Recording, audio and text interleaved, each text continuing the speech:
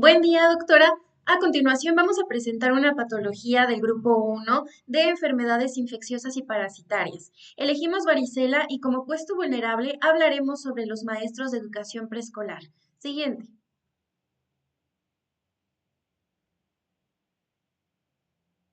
La definición de acuerdo con la Ley Federal del Trabajo y el artículo 153 es que afecta a personas trabajadoras de los servicios de enseñanza académica, capacitación, investigación científica y difusión cultural, especialmente maestros de preescolar, primaria y guarderías. Es decir, son un grupo de alto riesgo, ya que su entorno laboral implica una exposición constante a fuentes de contacto biológico, lo que convierte a una infección común en un riesgo profesional con implicaciones legales directas. Siguiente. Continuando con la definición, de acuerdo con la Clasificación Internacional de Enfermedades edición 11, esta va a estar codificada como 1 E90, donde 1 corresponde al grupo de enfermedades, mientras que E90 clasifica específicamente a la varicela. Y esta, según la OMS, va a ser una enfermedad causada por una infección por el virus de la varicela zoster, la cual se caracteriza principalmente por presentar una erupción vesiculosa, así como de fiebre.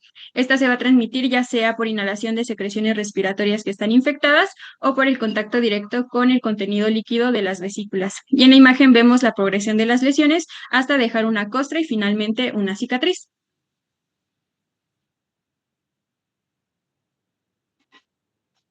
En la epidemiología tenemos que la varicela en México continúa siendo una enfermedad frecuente, principalmente en la población pediátrica, y pues se trata de una enfermedad infectocontagiosa con mayor incidencia en niños menores de 10 años. Sin embargo, cuando se presenta en adultos y en personas inmunodeprimidas y también en mujeres embarazadas, pues suele ser más grave. Para el año 2026 se han acumulado aproximadamente 20.390 casos a nivel nacional, lo que indica que a pesar de ser prevenible, pues sigue teniendo una alta presencia en la población. Los estados con mayor incidencia son el Estado de México, Jalisco, Nuevo León y Ciudad de México, lo cual pues puede estar relacionado con lo que sería la densidad poblacional y la mayor facilidad de transmisión en zonas urbanas. En cuanto al grupo afectado, en el 2024 se reportaron 5.636 casos en personas entre 25 y 44 años, y esto es importante porque nos muestra que la varicela no es exclusiva de la infancia, sino que también afecta a lo que sean los adultos en edad productiva. Además, la enfermedad pues tiende a ser más grave en adultos, según lo que sea el IMSS, tienen hasta 25 veces más riesgo de hospitalización en comparación con los niños, principalmente debido a complicaciones como la neumonía o encefalitis que pueden comprometer seriamente lo que sería la salud, y todo esto demuestra que la varicela en adultos pues va a representar un riesgo mayor, especialmente en población trabajadora como lo que sean los docentes, quienes por su contacto constante con niños tienen una mayor probabilidad de exposición al virus. La siguiente, por favor. Aquí vemos lo que es la historia natural de la enfermedad, donde en el periodo prepatogénico identificamos la tríada ecológica. El agente es el virus varicela zoster. El huésped incluye a la población general con énfasis preventivo en los maestros de preescolar. El ambiente crítico son las aulas sin una ventilación adecuada, donde la propagación aérea es inevitable debido a casos de alumnos contagiados. Respecto al periodo patogénico, en la etapa subclínica, la vía de ingreso es respiratoria a través del contacto del maestro con secreciones de nariz, de boca y de garganta procedentes de un alumno infectado, o bien por contacto directo con las lesiones. Tras una incubación de 10 a 21 días, el virus realiza una viremia primaria hacia el sistema retículo endotelial. Ahí se replica en ganglios y finalmente invade la piel y mucosas. Pasando al horizonte clínico, inicia lo que es fiebre y malestar general. Luego aparecen lesiones cutáneas pruriginosas que evolucionan a un exantema maculopapular y vesicular para concluir en costras. Las complicaciones más graves son encefalitis y específicamente la neumonía afecta a adultos hasta en un 20%. Respecto a las secuelas, la ceguera es considerada causa de incapacidad, además que pueden desarrollarse otras patologías derivadas de un EBC y en caso de muerte se obligaría a la aplicación de las indemnizaciones por riesgo de trabajo. Siguiente. Para mitigar los riesgos en la prevención primaria, la prioridad es la protección específica. Aquí la aplicación de la vacuna es fundamental para maestros y personal susceptible, además de promover hábitos de higiene. En la prevención secundaria, si el contagio ocurre, el objetivo es el diagnóstico temprano, que se basa en la clínica y en pruebas como SANC o PCR, el tratamiento oportuno con antivirales como aciclovir y el aislamiento del paciente son claves para la limitación del daño, evitando que la infección progrese. En la prevención terciaria, cuando hubo complicaciones, se realiza rehabilitación, que incluye terapia ocupacional o canalización a especialistas. Siguiente.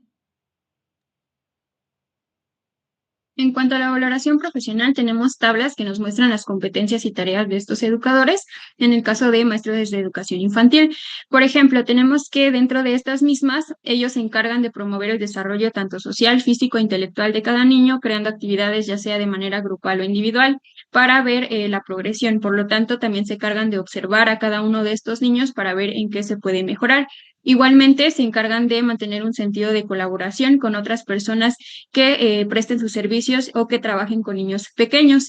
Dentro de los riesgos y peligros del puesto tenemos diferentes secciones como son carga física, biomecánica, manejo de cargas, etcétera. Sin embargo, se ve una mayor implicación en lo que es la carga mental, debido a que presentan un riesgo 4, es decir, muy alto en cuanto a la comunicación y la atención y complejidad, debido a que suelen ser grupos muy grandes de niños. Igualmente se ven implicadas lo que son la visión, la agudeza visual y el campo visual, debido a que deben estar en constante valoración con cada uno de los niños, observándolos para ver qué es lo que se puede mejorar. Y también con la voz, es decir, están en constante comunicación, lo que implica estar hablando constantemente. Dentro de los posibles riesgos derivados del ambiente laboral se encuentra la exposición a agentes biológicos, en este caso al virus de la varicela zóster, mientras que en los derivados del material o herramientas del trabajo está la utilización de pantallas para visualización de datos que puede ser de manera prolongada. En cuanto a las imágenes del padecimiento, se muestran distintas imágenes con las lesiones características, donde es un exantema maculopapular que predominan las vesículas. Estas se pueden presentar también en la mucosa oral y aquí se ve la imagen de un adulto donde esta se está resolviendo, sin embargo deja una cicatriz que aunque disminuye con el tiempo, realmente permanece toda la vida. Y aunque en casos muy raros se puede presentar una varicela de tipo necrótica o asociada a impetigo secundario, esto por la sobreinfección, es decir, los niños suelen rascarse constantemente generando esta sobreinfección. Sin embargo, no solamente se está expuestos a agentes biológicos, sino también a distintos como son los físicos. Por ejemplo, la generación de ruido que interfiere con la comunicación verbal, lo cual puede conllevar un riesgo del daño auditivo. Es decir, no solamente se trata del riesgo del ruido que se genera dentro del aula o a los alrededores, sino que también implica la ubicación de esta misma, de la institución. Es decir, si está cerca de una calle principal, suele haber mucho ruido o incluso cerca de alguna construcción. En cuanto a los agentes ergonómicos, la postura forzada puede conllevar a desórdenes traumáticos acumulativos o el nivel de tensión a fatiga mental. Por ejemplo, muchas veces se encuentran en sedestación, es decir, están sentados a la altura de los niños, lo que conlleva ocupar una silla que está hecha para ellos. Por lo tanto, utilizarla de manera prolongada puede conllevar a una incomodidad. Mientras que los agentes psicosociales finalmente son los que cobran mayor importancia debido a que ellos presentan jornadas demandantes, atención simultánea a muchos niños, así como conflictos que no solamente son laborales, sino muchas veces también con los padres de familia, lo cual puede conllevar a presentar estrés, fatiga, ansiedad o incluso desarrollar un síndrome de burnout. Y tenemos un ejemplo donde hay una reunión de padres de familia donde no solamente se atiende a los niños, sino también a los padres y a cada una de las opiniones que estos generen. Aquí vemos la cédula 41, que es un documento técnico donde la legislación mexicana estandariza la atención a la varicela. Es notable que el pronóstico para la vida, la función y el trabajo se clasifica como reservado de acuerdo a la respuesta al tratamiento. Es decir, la ley reconoce que la evolución de la varicela en un adulto trabajador es impredecible y que depende de la intervención médica oportuna. Si el virus afecta cráneo o tórax, el perito médico tiene el sustento legal para determinar el grado de incapacidad permanente. La Ley Federal del Trabajo le asigna un valor porcentual a estas secuelas. Por ejemplo, si un maestro desarrolla una vasculopatía cerebral por el virus que resulta en una hemiplegia, la ley otorga una evaluación de entre el 70 y 90% de incapacidad permanente y en el caso de paraplegia otorga el 100%. Esto garantiza que el diagnóstico médico se convierta en una protección económica y legal justa para el trabajador. Siguiente. La intervención inmediata en docentes, pues es nuestra principal herramienta legal y clínica para garantizar un entorno seguro al trabajador. Aquí, si un maestro no es inmune y estuvo expuesto, tenemos una ventana de 72 a 96 horas para la vacunación de rescate. En caso de que la vacuna esté contraindicada, como por ejemplo en maestras embarazadas, la inmunoglobulina de varicela debe administrarse en los primeros 4 días para bloquear la replicación viral antes de que el trabajador entre en un periodo patogénico. Como medidas dentro del aula, el control del ambiente es primordial. El filtro escolar es la primer barrera. Un niño con fiebre o con exantema se va a casa y solo regresa cuando todas las lesiones sean costras y se hayan desprendido, ya que en este punto no existe un periodo de contagio. Y es muy importante la ventilación constante, así como la desinfección de superficies táctiles, como juguetes y materiales, lo cual es obligatorio.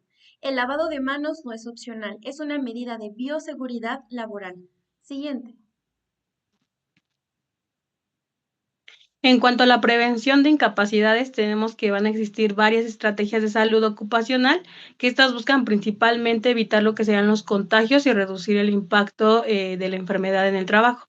Entre ellas tenemos el tamizaje y la vacunación, que en este punto se recomienda realizar pruebas serológicas para detectar anticuerpos IgG contra lo que sería el virus, lo que pues nos va a permitir saber si la persona ya tiene inmunidad. En caso de no tenerla, la vacunación sería importante. En lo que sería en los adultos consiste en 2 dosis con un intervalo de 4 a 8 semanas, lo cual es la medida más efectiva de prevención. También tenemos lo que sería la educación al trabajador. Aquí es importante capacitar lo que sería el personal docente para que reconozca los signos y síntomas, como lo que sería la fiebre o las lesiones vesiculares, así como también las formas de transmisión que son por contacto directo y vía aérea. Y esto pues va a permitir detectar casos de manera oportuna. También lo que sería el control en lo que serían en las escuelas, tenemos que esto, pues, se deben de aplicar medidas como lo que sería la identificación rápida de casos en niños, el aislamiento inmediato de los mismos y la notificación a lo que sería el personal. Y esto va a ayudar a evitar lo que sería la propagación dentro de la institución. También lo que sería la profilaxis y la vigilancia. Después de una posible exposición, se debe de mantener la vigilancia de síntomas en el docente y en caso de presentar signos de la enfermedad, pues suspenderlo de manera inmediata para evitar contagios a otros. También es muy importante lo que sería la atención médica, ¿no? Para ya que esto pues va a ayudar a prevenir lo que serían las complicaciones y a reducir lo que sería el tiempo en lo que sería la incapacidad laboral. La siguiente, por favor. Y como conclusión tenemos que la varicela es una enfermedad infectocontagiosa de alta transmisibilidad que en el entorno escolar pues puede representar una causa importante de incapacidad laboral temporal en el personal docente, especialmente en aquellos que no cuenten con una inmunidad previa, aunque generalmente pues tiene un curso autolimitado, en adultos pues puede presentarse con mayor severidad y con complicaciones que prolongan el tiempo de recuperación. Y debido a su fácil transmisión en ambiente de convivencia estrecha con niños, pues su presencia en escuelas pues puede favorecer lo que sea la aparición de brotes y afectar directamente la continuidad laboral. No obstante, pues se va a tratar de una enfermedad prevenible mediante la aplicación de medidas como lo que sea la vacunación del personal, la vigilancia del estado inmunológico, la detección oportuna de casos y el aislamiento adecuado. Y el médico de primer contacto pues va a tener un papel fundamental en la identificación temprana de signos y síntomas, en la evaluación del riesgo ocupacional, en la indicación de incapacidad laboral cuando es necesario, así también como lo que sería la notificación y coordinación con los servicios de salud. Entonces, una adecuada integración entre lo que sería la normativa laboral, la salud ocupacional y la práctica clínica, pues va a permitir limitar lo que sería la propagación del virus, prevenir complicaciones que son más frecuentes en lo que serían los adultos y pues disminuir la duración de la incapacidad laboral en el personal docente. La siguiente, por favor. Y eso sería todo, nuestras referencias. Gracias.